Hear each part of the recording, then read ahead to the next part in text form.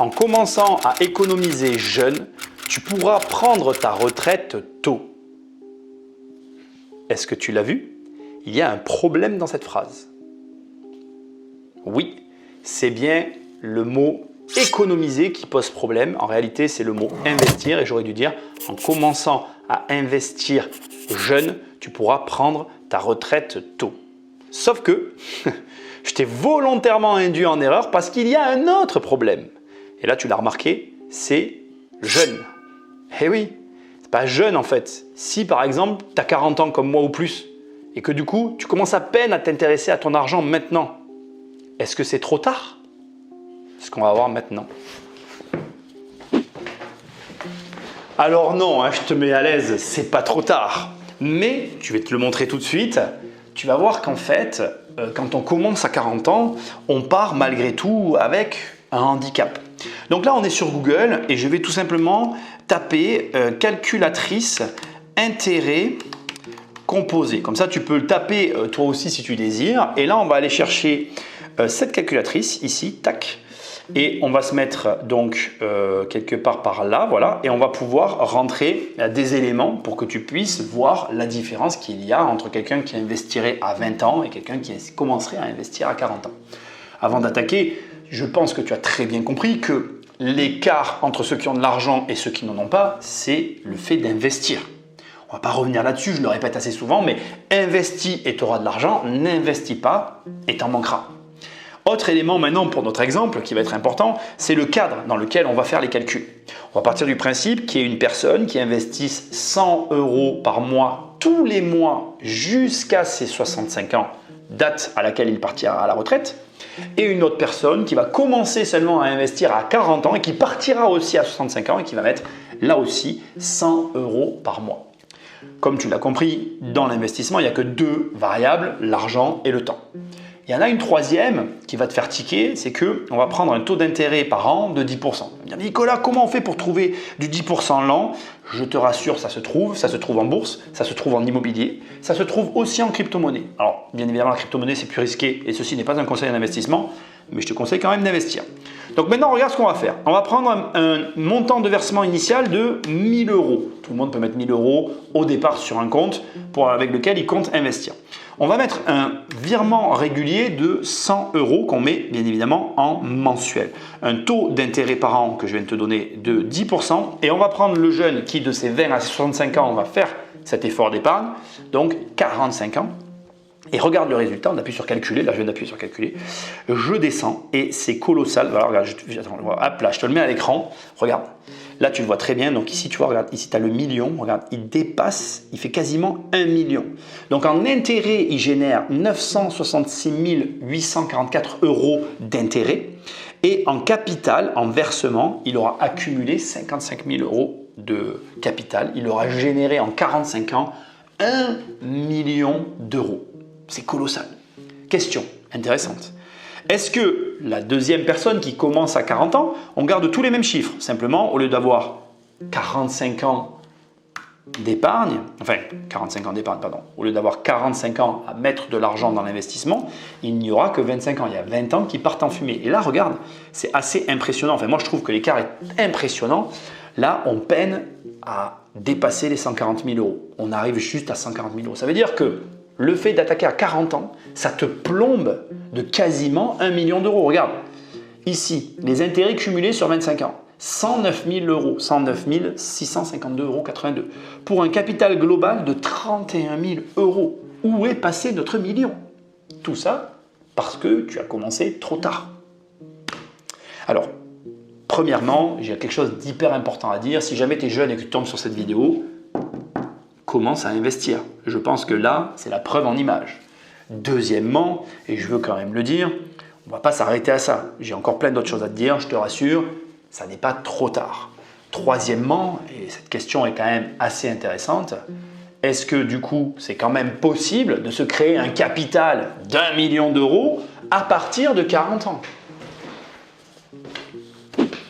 Et du coup, comme tu ne peux jouer que sur l'argent, comment tu fais pour te créer un capital en ayant 40 ans et en n'ayant plus finalement devant toi l'avantage de ces années? 40 ans et plus, on est d'accord. Si tu regardes cette vidéo que tu as 50 ans, ça s'adresse aussi à toi. Je ne l'ai pas précisé, mais c'était quand même le moment que je te le dise. Donc, ici, tu vas avoir, je vais te faire sur ce panneau un résumé de 5 points que tu vas devoir accumuler pour arriver à générer ce capital par ordre d'importance. Et on va commencer un petit peu comme quand on construit une maison par le premier point, le plus important, c'est ton état d'esprit. L'état d'esprit, c'est clairement l'élément le plus important. Pourquoi? Parce que c'est la base de tout. Et en gros, je vais commencer par faire ça. Voilà. Hein.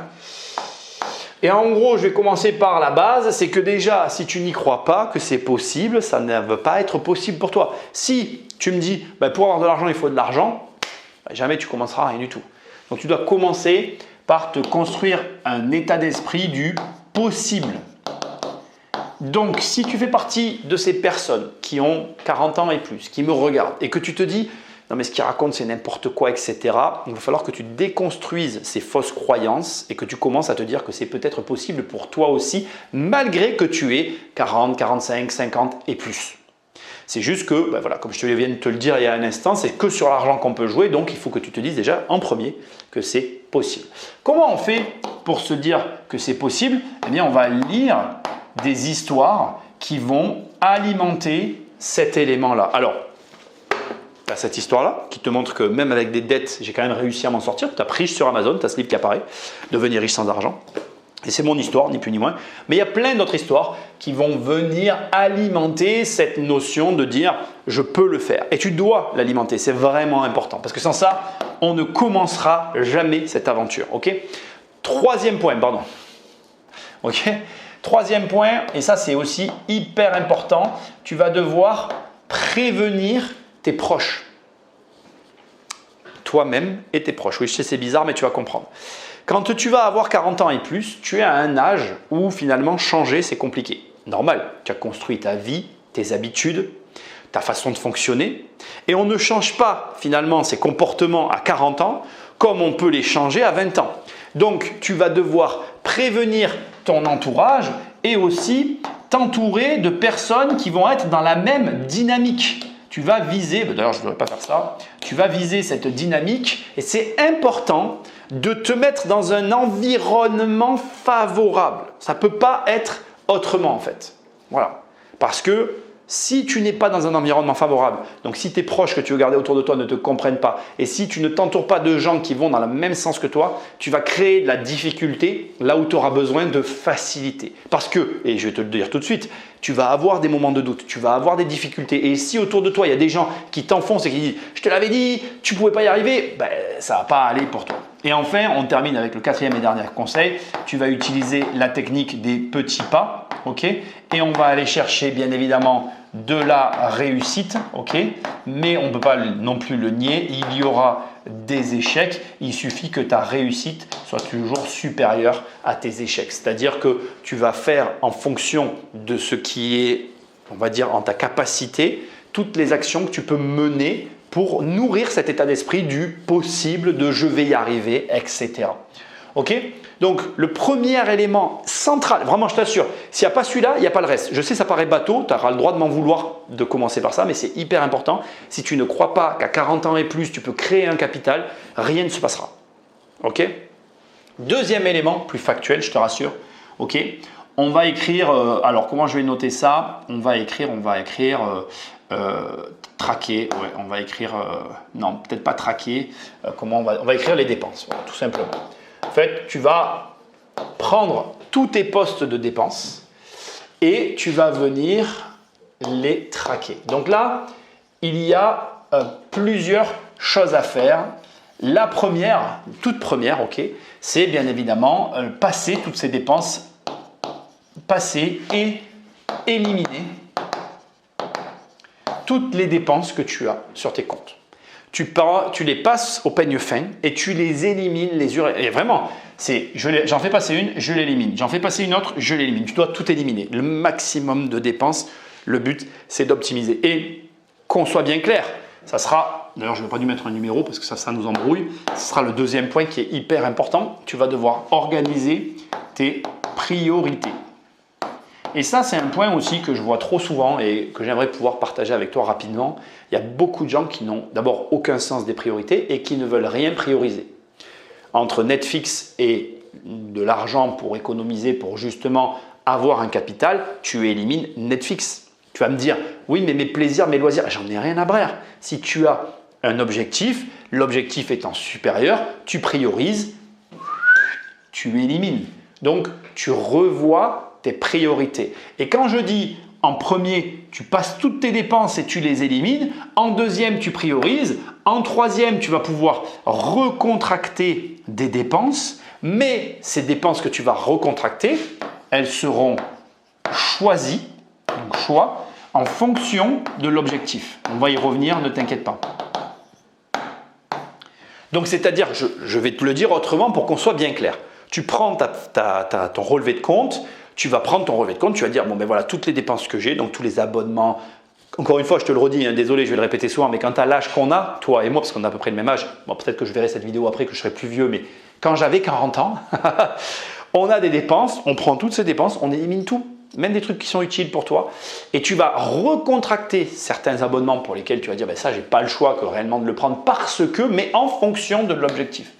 Il faut que ce soit corrélé. Je te le redis une dernière fois et j'arrête. Bien évidemment que toute dépense qui n'est pas corrélée avec l'objectif, tu l'élimines. Ok ? Troisième élément hyper important, tu vas appliquer ce que j'appelle un filtre. Alors, on va le dire autrement parce que tu pourrais ne pas le comprendre. C'est tout simplement une première stratégie financière. Enfin, on va garder le mot filtre, je préfère. Tu vas comprendre, je le fais tout de suite. Donc, le 3, il est important, c'est le filtre, on va l'appeler comme ça. J'ai choisi ce mot pas pour rien. Alors, je vais le faire un petit peu mieux, on va faire ça comme ça, comme ça, comme ça et comme ça.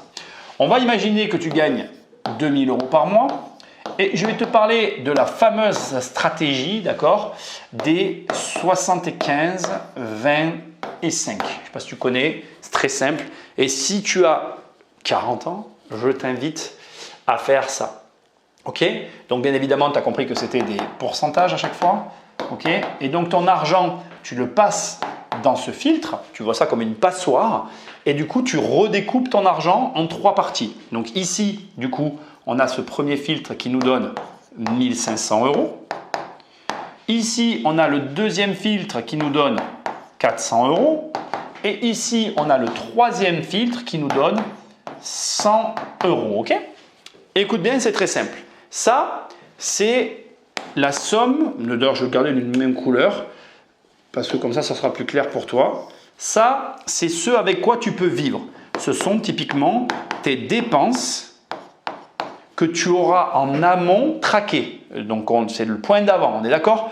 Ici, ces dépenses, tu n'as pas le droit, ok, au travers de ce filtre, de dépenser plus. C'est-à-dire que ta limite imposée, donc tu comprends le terme d'objectif, ton objectif, c'est de dépenser maximum 1 500 € par mois. Ensuite, ici, tu as 400 € qui sont de l'investissement. Note, parce que ça, je dois quand même te le préciser, c'est du coup 4 fois supérieur au montant que je t'ai montré avec les intérêts composés. Donc, tu comprends qu'on essaye d'accélérer le rythme.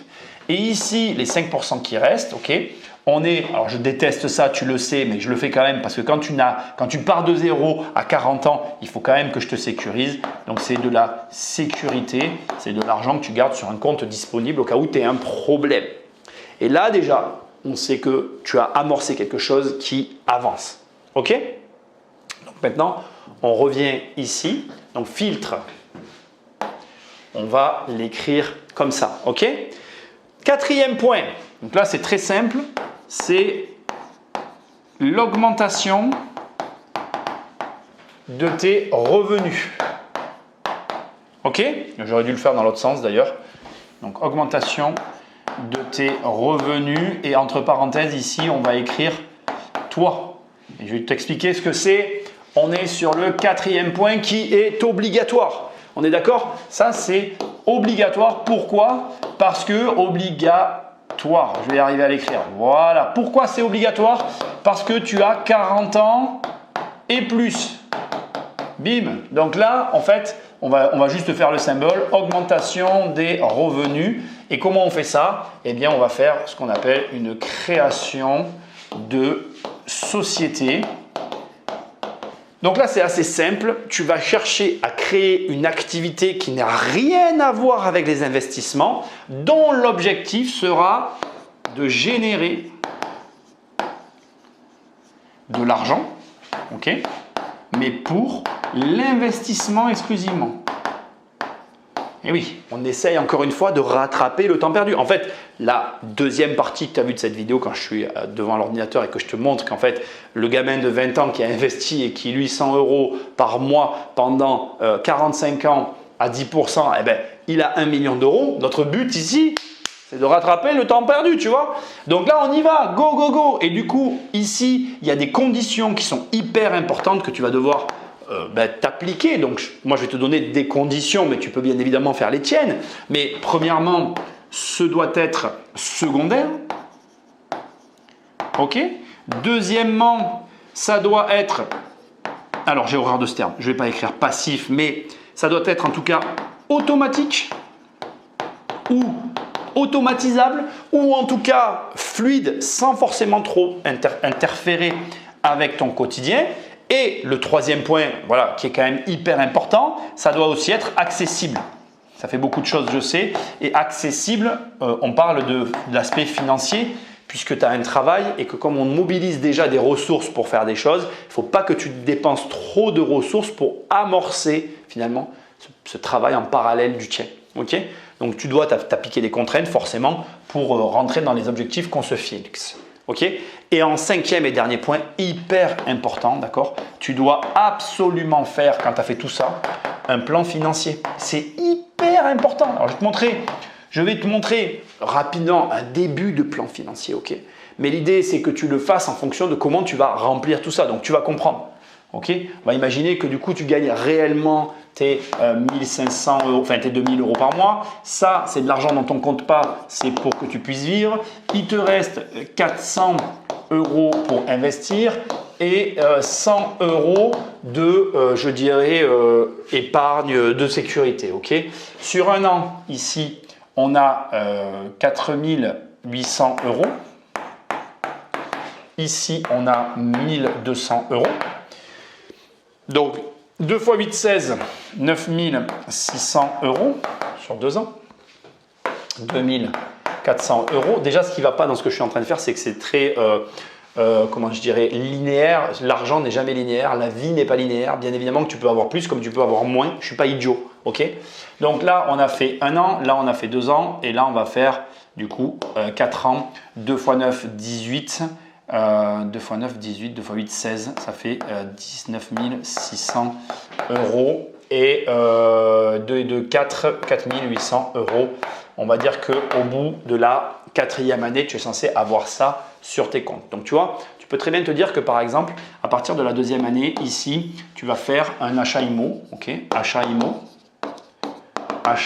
IMO, et que entre la 2e et la 4e année, du coup, tu auras ici plus que 9600 €, peut-être plus les revenus de l'achat IMO, que la 4e année, tout cet argent, il aura été, lui, en bourse, tu vois.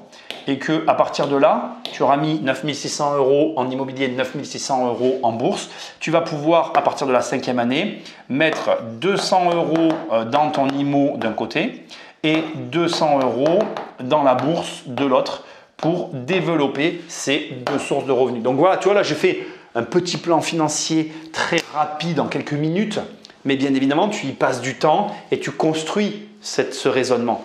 Derrière, tu peux aussi allouer cet argent pour accélérer l'un de ces deux parties. Si tu as construit un revenu en parallèle parce que tu as une activité secondaire, ben, il y a des chiffres qui vont s'ajouter. Tu te fais un plan comme ça, donc sur 2 ans, 5 ans et 10 ans, pour te construire en fait rapidement un capital que tu n'as pas pu te construire quand tu étais jeune. Je te remets maintenant la totalité pour que tu l'aies sous les yeux et que tu le gardes bien en tête. Donc, je répète maintenant pour que tu aies tout d'un seul bloc.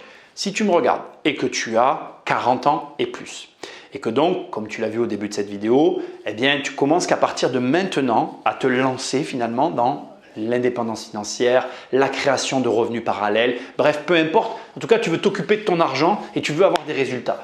Voilà un plan très simple, applicable et qui te permet d'avoir des résultats qui est tout de suite utilisable pour toi. Donc, ton état d'esprit, tu te conditionnes pour le faire, c'est possible.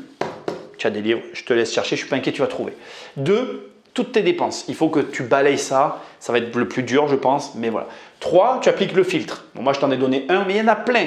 Il y en a de différents montants, tu peux les ajuster. Moi, je t'ai donné le 75, 25, tu fais ce que tu veux. 4e point, tu crées une activité parallèle dont tu alloues l'argent dans un plan financier tout droit vers le résultat. Mais je ne te dis pas quel résultat parce qu'on va conclure avec ça.